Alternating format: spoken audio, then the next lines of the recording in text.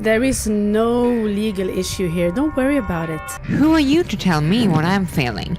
That will again piss people off.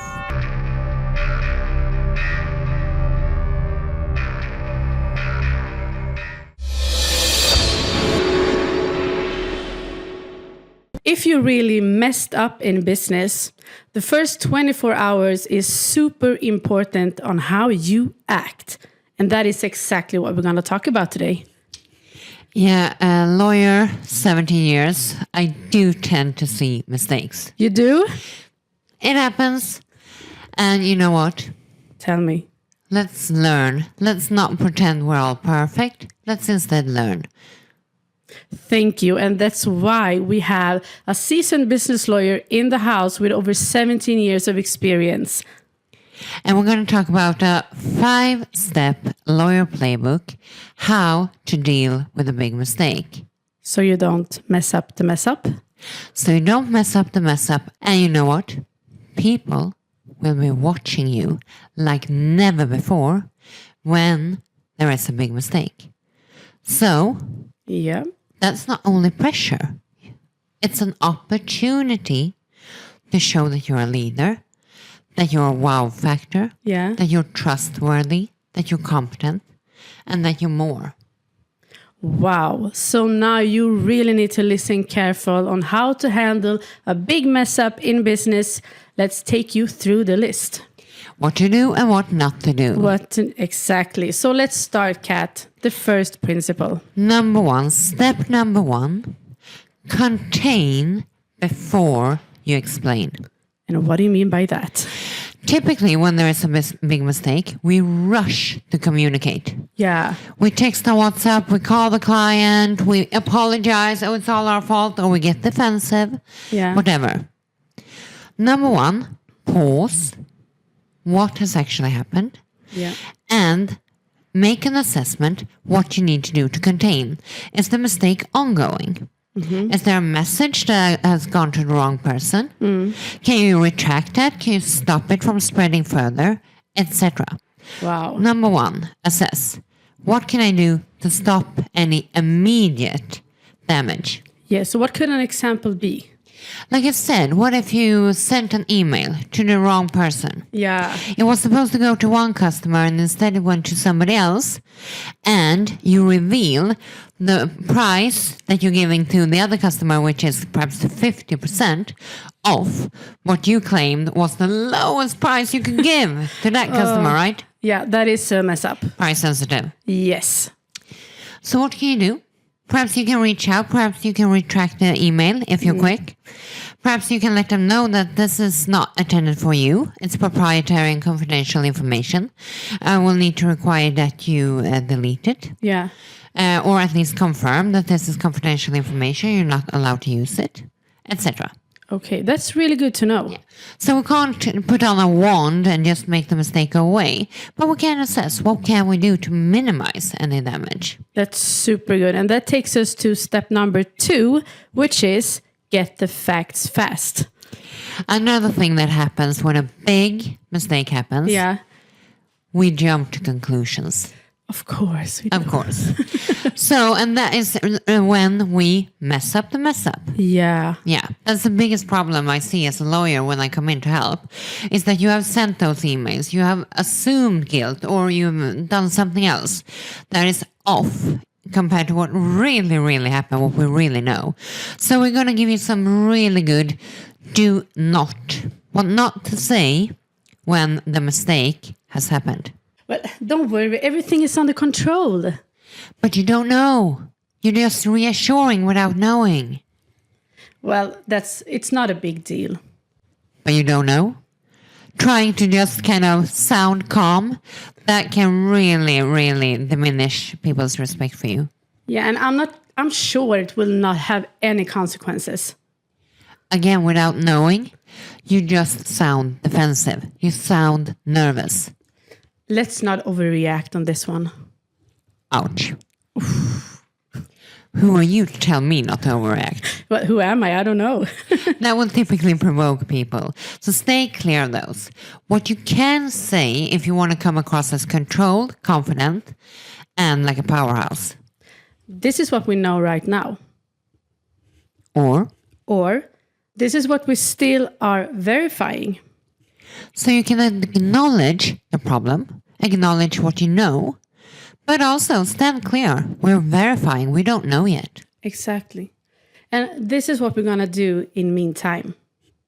So acknowledge that you don't know yet. Yeah. And show that you're working towards a solution. Short, clear, and calm. That's super cool and good strategy, Kat. Magic. And that takes us to number 3, which is, in leadership terms, calm beats drama, right? Yeah. And we kind of touched upon it already. Yeah. But people will be watching you. So when the mistake happens, tune into that lower tone of voice, a bit slower pace, clear, open body language, and presence. Because you don't want the person that made the mistake to shut down, to feel even more defensive or stressed or overreacting, right? Exactly. So calm. Show that you're standing there, ready to take care of it. That's super professional. Yeah.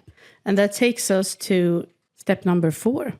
And that is own the issue without becoming reckless. And how do you do that? And this is, again, don't mess up the mess up. So do not assume blame before you know. Yeah, that's super I understand you're coming from a good place, but don't. Don't. That can have legal consequences. It can be that you're an employer. It can be in a contract, your liabilities. It can be towards the government. If you messed up taxes or something, right? Yeah. And don't shoot away blame before you know. Oh, that's a good one. That can also become a legal issue, right? Mm-hmm. Lying. Fraud, worst case. Oh, that's dramatic. Yeah. And it can happen. Yeah. In particular, when it comes to numbers, you're driving, you're an entrepreneur, something's off, and you try to just you freeze. You want to just don't worry. It's okay. It's okay. Yeah. Everything's good. Risky. Really risky. That takes us to step number 5, which is think immediately on legal privilege and record hygiene. And that might sound a bit complex, but it's not. It's not. Okay, tell us about it. It is about not deleting an email. Oh. Yeah.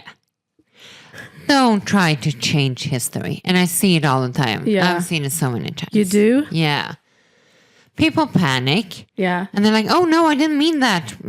Trying to swipe away. Yeah. And that becomes a legal issue. So be careful. And if you're a team leader, step up to the plate and say, okay, please do not delete anything. Do not change any communication. We need to go back and look what's happened. Mm-hmm. And do not send any further texts to customers or business partners before you have clear instructions from me. That's super good. And that's what we had today. 5 steps on how to avoid to mess up the mess up. Yeah. So keep clear, stay away from the defensive comments, and stay away from jumping to conclusions. People will watch you. Yeah, that sounds super good. And be transparent if I hear you. Be transparent, but don't say too much. So if somebody's pressuring you, like what happened? What are you going to do? Well, what about my invoice? I'm stressed. Or what about my stuff, right? Something. Say, we really, really take this serious. I hear you. But we do not want to speculate right now. So we need to verify what has happened. And we'll get back to you no later than tomorrow morning. Because just using those words, we do not want to speculate. Signals that you're standing your ground and that you're professional. It's very hard for somebody else to keep coming after you then. Wow. That's amazing, Kat. Yeah. So you need to stay professional in these times of pressure. Please do. Please do. And that's it for today. And you know what to do. If you don't want to mess up in your business, we have the tools on how to avoid it. Like and subscribe to our channel. We have our business lawyer here on every episode. And let us know your worst business mistake. The one that you have seen somebody else do, of course. Of course. Just for a friend, you know. And this is not legal advice as always. You know that. It's knowledge sharing. Hej då! Hej då!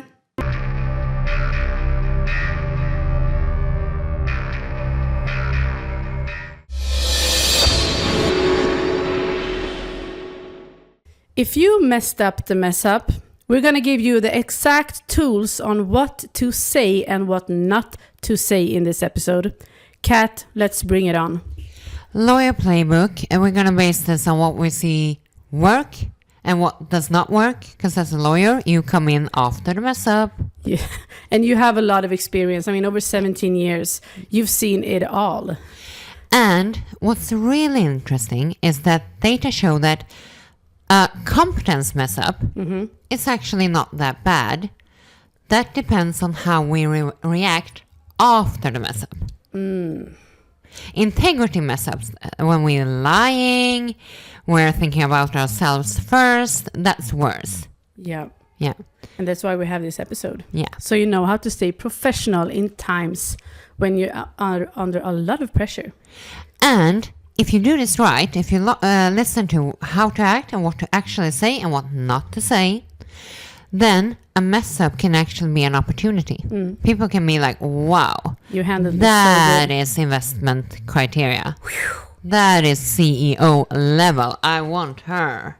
Wow, I love this. So grab pen and paper and sharpen your ears, because here we go.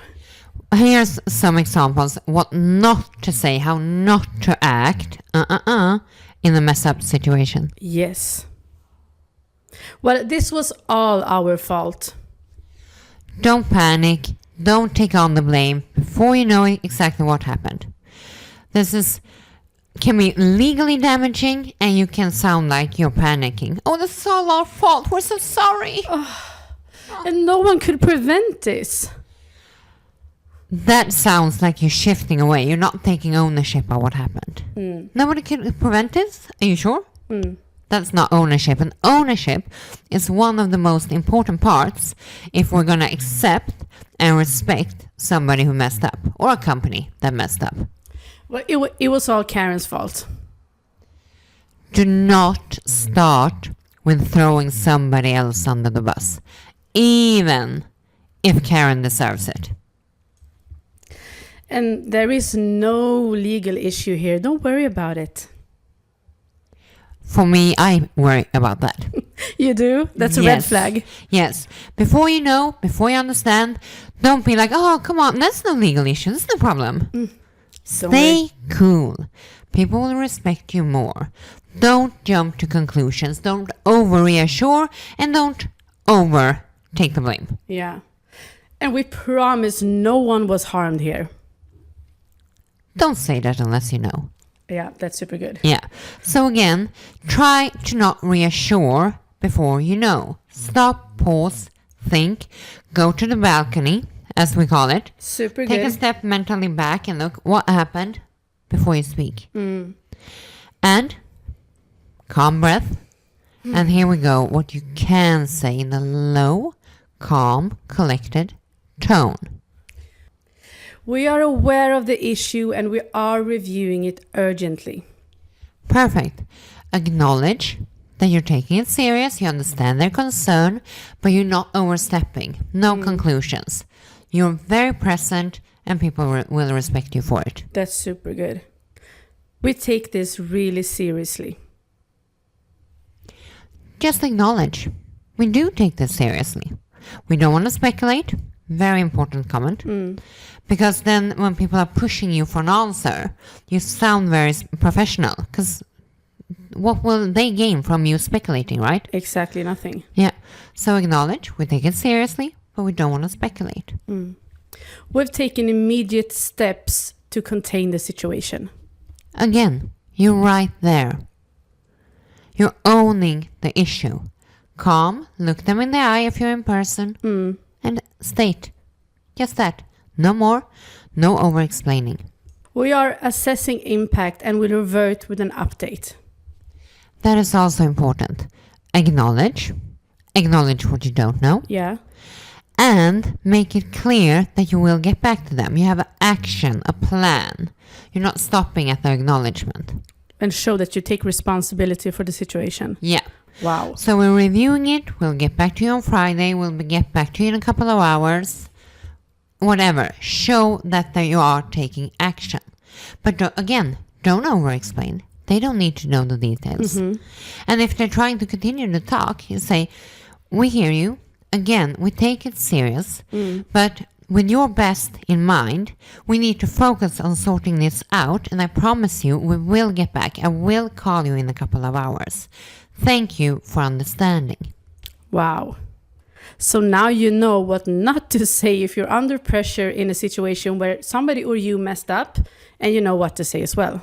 And people can start respecting you more if you're present, you care, and you dare to take that ownership. Super good. Thank you so much for sharing that. Thank you. And remember to like and subscribe to our channel as always, and this is not legal advice. Hej då! Hej då!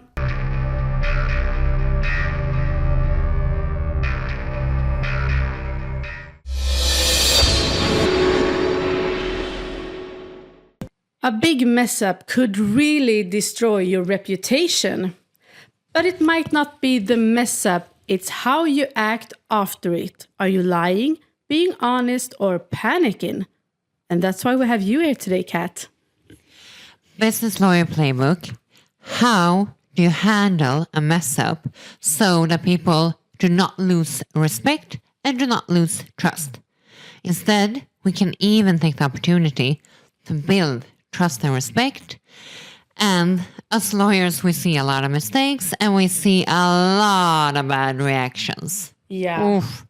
I can Panic. understand. Panic, yes. And I think it's a quite common reaction, right?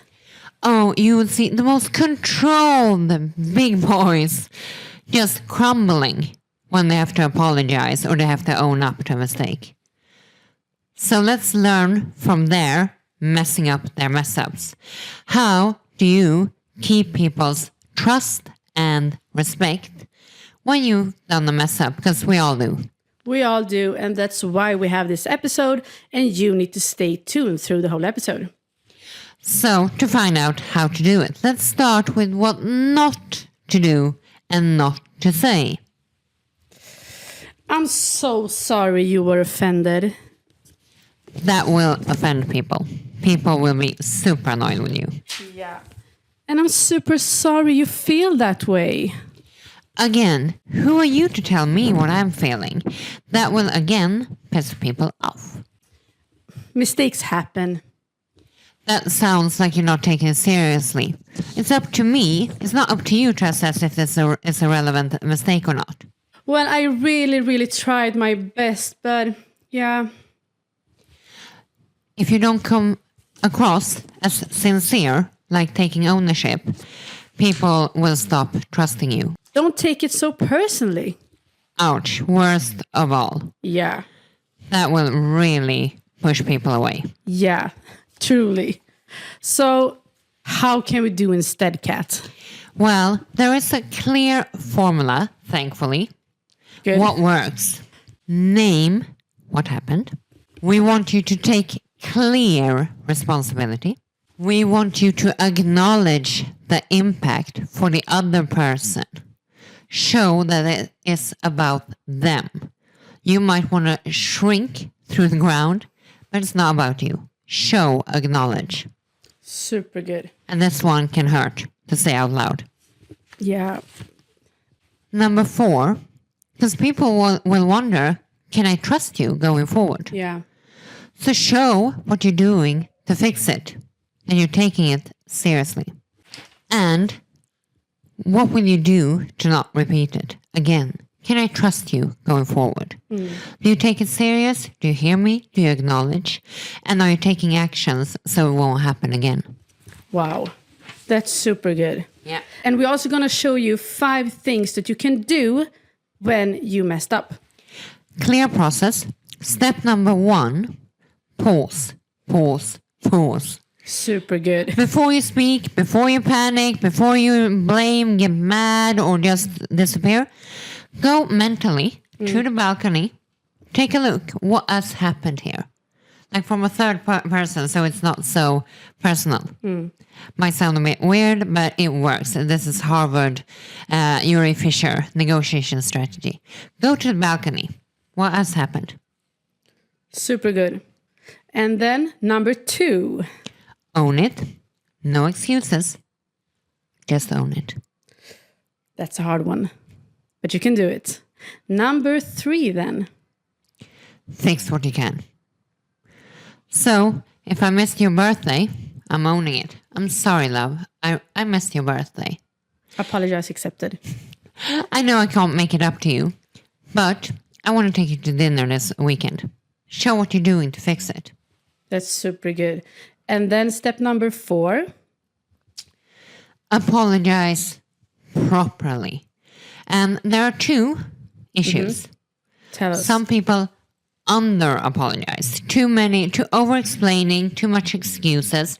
Don't hold back. People will get annoyed.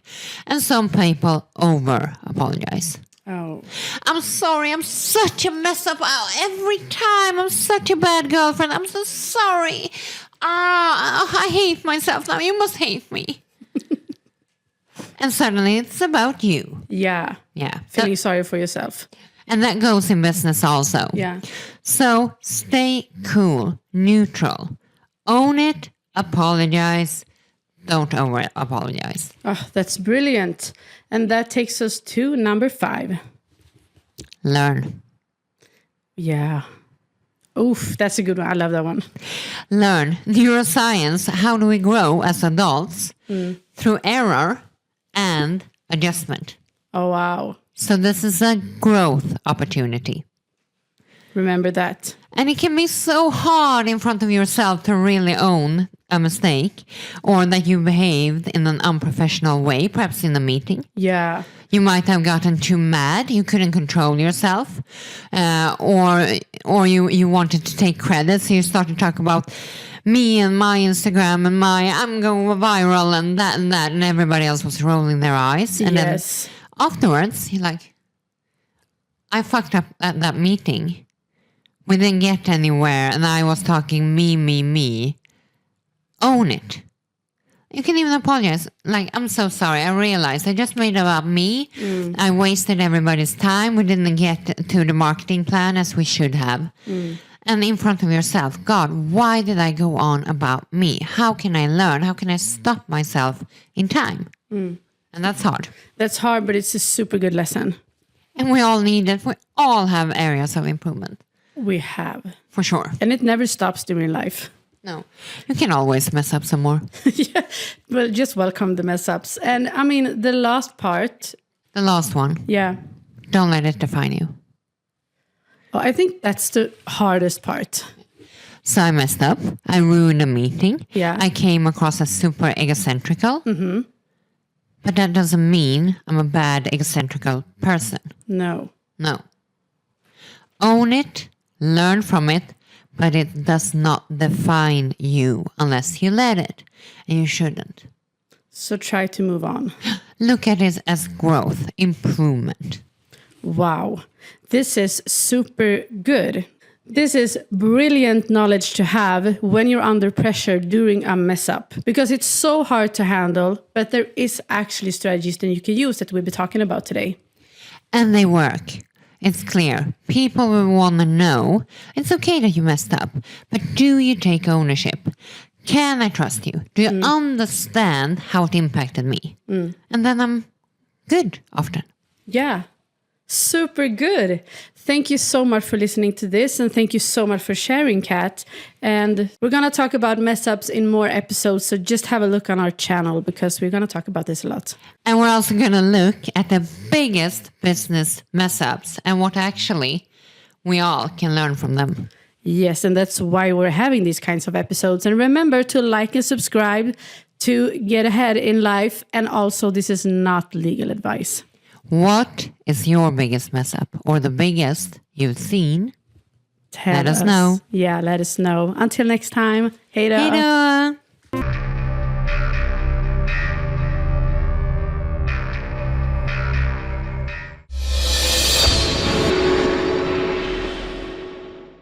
If you are dealing with a huge mess up, how do you know if some people are lying, panicking, or being honest in the situation? So important. Who are we dealing with and how do we deal with a different type of person? And how does it actually affect the mess up? As a lawyer, I see mess up after mess up after mess up. Oh, headache. And you see grown men acting like 3-year-olds. They panic. It wasn't me. Wow, people under pressure act really surprisingly. Incredibly so. So we're going to let you know, Lawyer Playbook, how to deal with different type of people when they have messed up and how you can define which type of person you're dealing with. Wow. So let's start and stay tuned through this episode because this is so valuable knowledge because, I mean, we all mess up sometimes or being a part of a mess up. So let's just deal with it and learn how to grow from it. So let's start with the first one, and that is a person that is being honest. Good scenario. It's the best worst case, right?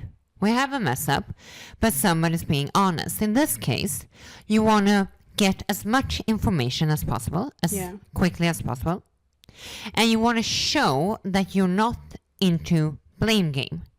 Super good. You want information, you want to collaborate. How do we move forward?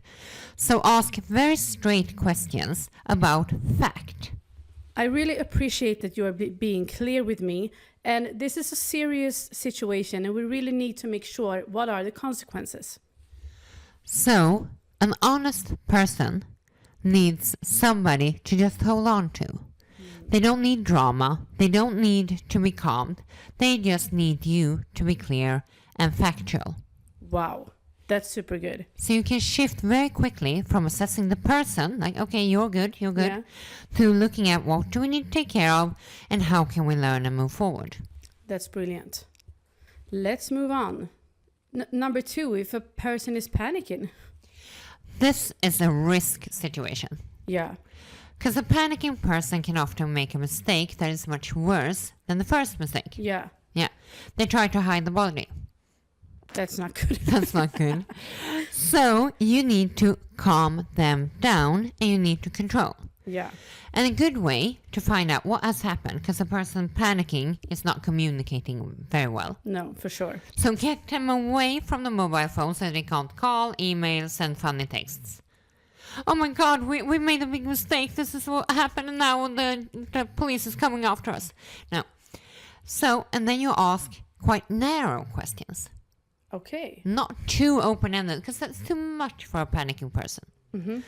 So Ida, yep. Just so I understand, you came, what time did you come this morning? At 11. And then, was the door unlocked or was it locked? It was unlocked. Okay. Was there anything that made you react, or how come you acted like you did? Well, I don't know. Maybe I should have known. I don't know. That's okay. That's okay. And then you went in. Yeah. And what happened next? I don't remember. That's also okay. Do you remember putting on the electricity? Yeah, I think I did. But should I do that or what? Okay, so you did put on the electricity. Do you remember starting the register? Yes, I did. You see? You guide them, because all I want to know is this big mistake, what is it really about? Mm-hmm. What has happened? And why? And what do I need to do the damage control? So you get a clear view of what is happening. Yeah. I might need to call the police. I might need to contain something. I might need to preserve evidence. I might just need to pat customers on the head and say, I'm sorry. Bring flowers to somebody. So, panicking person, they need your calm control. Wow. Just find out. Speaking calmly to them will calm them down. Super good. And be clear that you're not blaming anybody. You just want to find out facts. Gather information. Number 3, if a person acts irrationally, what do we do? Rationality is also something that needs to be controlled. Yeah. So often, actually, to be honest, somebody acting irrational needs clear instructions. Okay, what I need from you right now is to not communicate externally, not send any DMs, no WhatsApp. Okay. And I need you to tell me what you can about what happened. And then again, ask specific questions. And then very often the case can be that it's better to remove them from the situation. Oh, I never thought about it. So Ida, thank you so much. I understand that it was super stressful when you arrived this morning and everything was upside down. And I understand. You did your best. So what I want you to do right now is I want you to go home. I want you to just hang out, go out with your dog, take it cool, watch a movie. Don't think about it. We have everything under control. And then come back tomorrow. Just make sure, don't log on to any of the company's accounts. Don't send any DMs, anything. Because we need to sort this out. We're not blaming you. We just need to make sure that we do not communicate anything that's off. And that's how you control the situation. Yeah. Wow. So irrationality, get the information you can and get them away from doing worse damage. Wow. That is super strategic. We have the hardest case now. If a person is lying about the situation. Ooh. How do we handle that, Kat? Well, first I would say that in the beginning of my career as a lawyer, I was always very harsh against people who lied. Very like off, out. You can never work with them. Liar, that's criminal. They can commit fraud any day. But as time went by, maturity, the more cases I've seen, I realized there are two types of liars. Okay, tell us. This is super interesting. The first one is a gut reaction. And that is actually not so bad. We can train that away by creating psychological safety. Of course. In the beginning, I was like, nobody lies. No good person ever lies. But have you ever seen a 3-year-old getting caught taking all of the cakes before dinner? Yep. Ida, did you take all of the cakes? Nope. It wasn't me. It was not me. I should never eat a cake. It was a ghost. It was not me. Right? Yeah. So that stress reaction is actually something that even your beloved 3-year-old just does. They hardly know what lying is, right? Exactly. That's true. They just panic. So mentally, if somebody just kind of, oh no, it was me in the beginning, don't judge them too hard. Give them the opportunity to land. Don't make a big number out of them lying. Just like revisit the question. So wait a minute again, Ida. The cookies. Yeah. They were super good. Okay, because here's the case. They were not for you.